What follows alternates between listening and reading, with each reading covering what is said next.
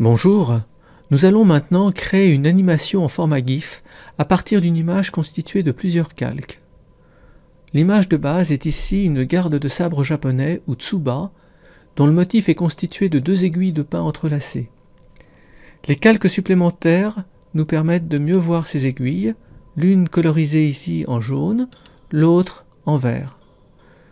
L'idée de l'animation consiste à faire apparaître successivement ces deux calques au-dessus de l'image de base.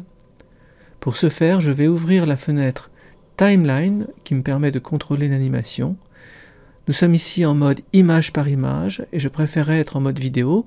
Je clique donc sur ce bouton pour faire apparaître ce mode vidéo et on voit trois calques vidéo correspondant aux trois calques de l'image. Cette vidéo va durer 5 secondes. Je peux m'y déplacer avec le curseur temporel.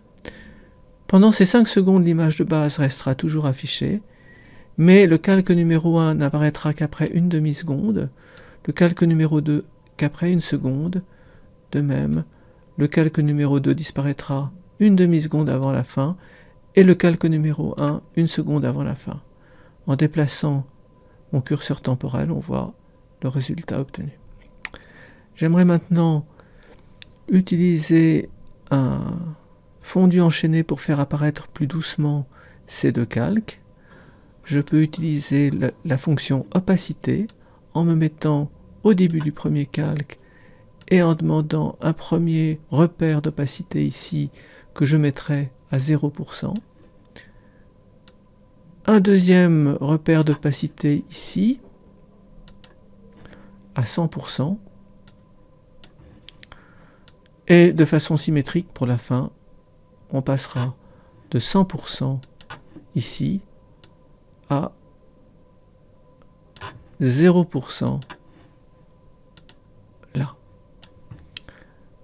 Voyons ce que ça donne. Effectivement, le calque numéro 1 apparaît et disparaît plus doucement. On fait la même chose avec le calque numéro 2. Opacité ici à 0%, pardon. Ici, non pas à 100%, mais à 90% pour conserver une légère transparence pour voir le calque numéro 1 dessous. Et ici, de nouveau, une opacité à 90% et on diminue jusqu'à 0%. Je referme ce dossier et on peut voir avec le curseur temporel apparaître et disparaître les calques.